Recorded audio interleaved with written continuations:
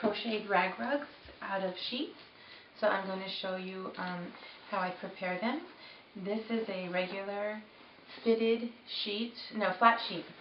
I don't know what I'm talking about. This is a flat sheet, and the way that I do it, to start, you just make a little cut on any end. This end, I don't know if you can see it, has the hem on it, and it's a pretty thick hem. So I have to cut all the way through the hem to start it. And I'm not measuring it all, just kind of eyeballing it. And once I get through the hem, I'm just going to tear. Nothing could be simpler or more annoying to the people sitting next to you than tearing the fabric. This one I'm lucky. This used to be a nice sheet, which just got old, so it has a nice hem on the other side too, which will stop me from going too far. And when I get to the end, I just turn it, make another snip through the hem, and go all the way back. And as I'm doing this, I'm going to talk a little louder because I know that this is loud. As I'm doing this, I get back to my hem, and I'm ending up with a long strip. Here's where I turn the corner, and it's still attached, and it still looks like a long strip. Now, because this is pretty nice cotton, I'm not getting a lot of these strings, but the ones that I am getting, I am going to pull them right off. And you're going to end up with a big pile of strings.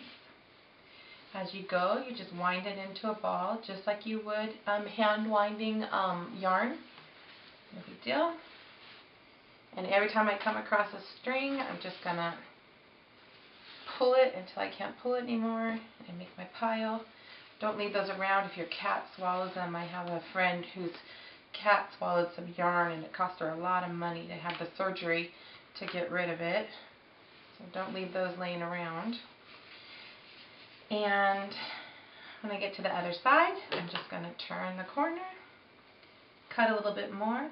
This is nice. The print on this one happens to have like a kind of linear graphic on it, so I can kind of see about how wide I want it.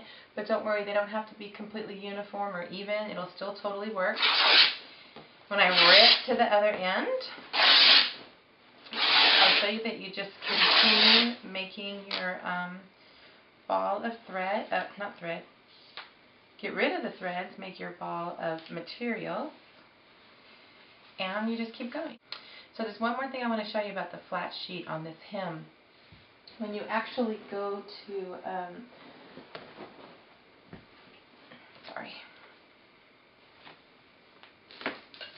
when you actually go to, I'm making this one in the round just as an example, but when you go to actually do the stitch, what you'll find when you have that thick hem there is that it's just so hard to get through, and it doesn't really work.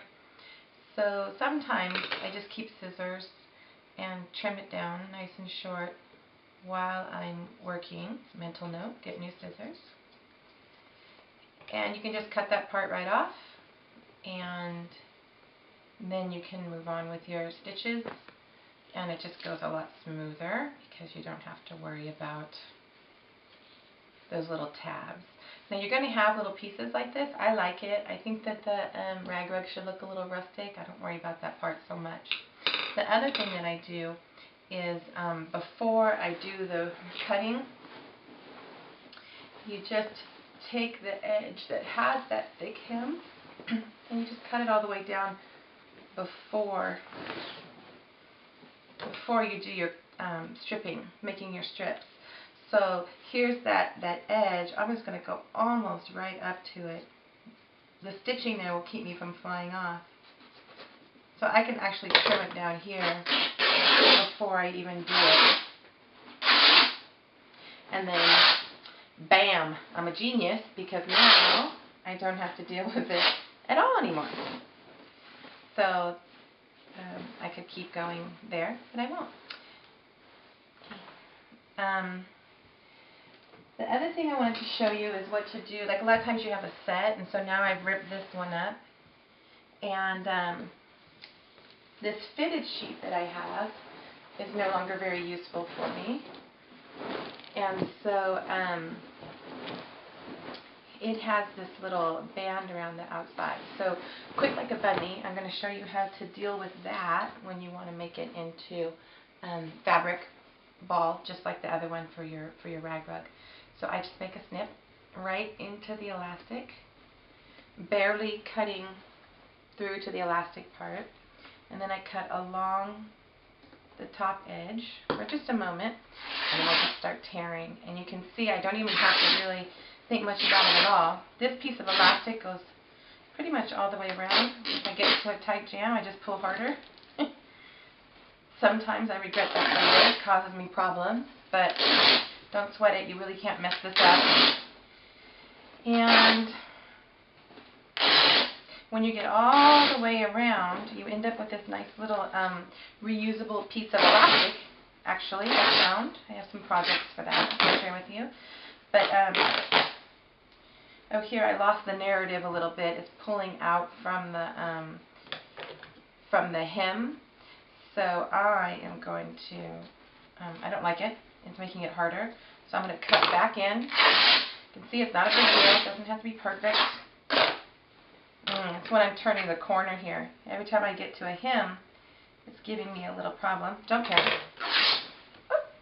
And that's all the elastic that went all the way around. The seam that allows the mattress to fit inside. So what you're going to do is you're going to cut up along each one of those seams, just until the point where the seam goes away. And you're going to do that on every end, and you end up with something that looks like this. So this is where it used to be seamed and the elastic went along the bottom, and now you just have this. And you can begin it like normal. Now what will happen here is sometimes it gets a little tricky because you may not have that nice thick hem that keeps you from flying off the edge. So I'll show you what happens to you when you do that. Go down this way. Hello, kitty. Kitties don't like this. Okay, so here I got to a point where you should cut all four end pieces actually before you start this, which I did not.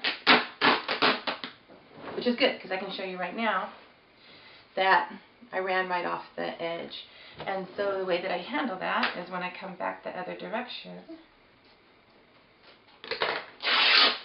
I just stop myself. I monitor where it is and I stop myself from going off the edge. And I give myself, just a little bit of margin there from going off the edge. So I take, when I've got the two pieces, one that flew off the edge and one that's still attached, I just tie them together like this. It's really that simple. I just leave the knot. I don't care. When you're, I'm going to pull off some threads here, like normal. When you're crocheting it, all those little knots and tabs and weird little pieces, this funky part where the elastic was, it just gets wrapped in on each other and it looks totally fine. There's my knot. I'm just winding it up and ignoring it. Never been a problem for me when I'm actually doing the crochet. I got lots of threads hanging here and I just pull them until I can't pull them anymore. Pretty simple. And then I would